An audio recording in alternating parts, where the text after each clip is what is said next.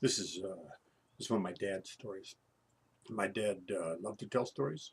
He told apparently they were true stories. He claimed they were true stories. He told the same stories over and over, and everybody got a little sick of my dad's stories. Except I never got sick of these stories, and this is my favorite of my dad's stories. And he told me this story about 50 times.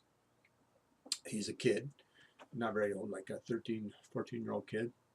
It's summertime. He's living in South Dakota, and he worked for a rancher. This rancher had a daughter, cute little girl, or I don't know if she's probably little, but close enough in age to my dad that my dad was sweet on her.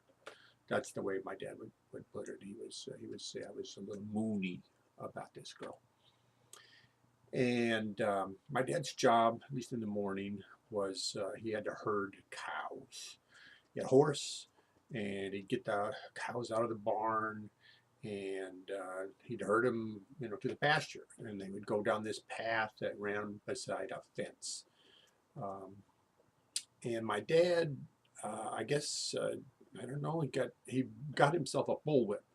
Apparently, he was a mail order bullwhip. I don't know if Sears catalog or something like that, but and it was I don't know, it's like 7 feet long, and he would sort of, as he was riding along behind the cows, he would practice with this bullwhip, and he got pretty darn good. He could snap the head right off a dandelion with this bullwhip. Well, the other thing, there was crows, big black crows. And my dad didn't really like crows. He felt they were arrogant. Um, he preferred the songsters. So these crows would sit on the fence posts, and as my dad and the cows came along, they would take off, except for one crow. The most arrogant of the crows would just sit there on the fence post, and the cows would go by, and he would not move. And my dad would go by with his bullwhip, and the crow would not move. And my dad, it's kind of bothered my dad. And one day he felt, one morning, he thought he would teach that crow a good moral lesson. And so he got close to that crow, and he snapped, with the bullwhip, and he killed that crow. And he did not mean to do that. He didn't even mean to hit the crow. It was kind of accidental.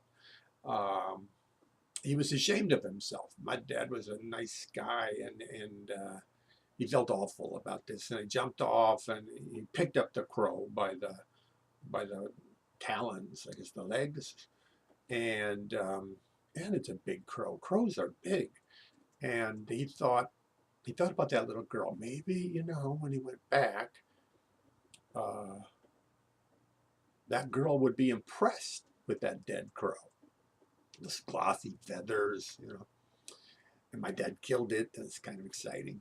And so he got back up on the horse, holding the crow, and started riding back to the barn, hoping to see that little girl. And it turned out my dad had made a big mistake. That was really not a dead crow. That was an unconscious crow. So what happens to the crow is it's upside down, and it's bobbing up and down. It opens its eyes, and it's right beside the head of the horse.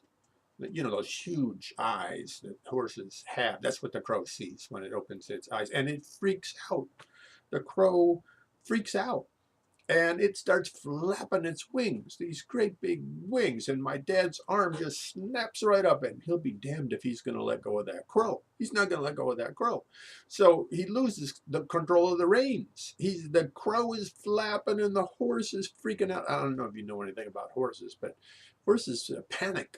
They are cowards. Most horses. A piece of paper goes flying by, and the horse will freak out.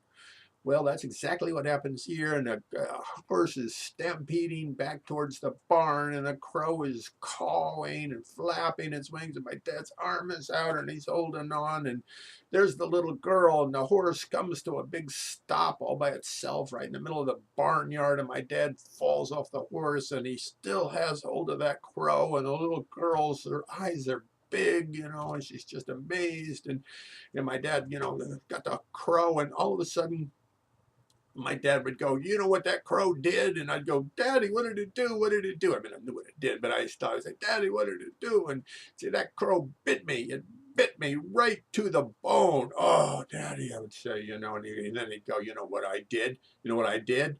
"What'd you do, Daddy?" I'd say.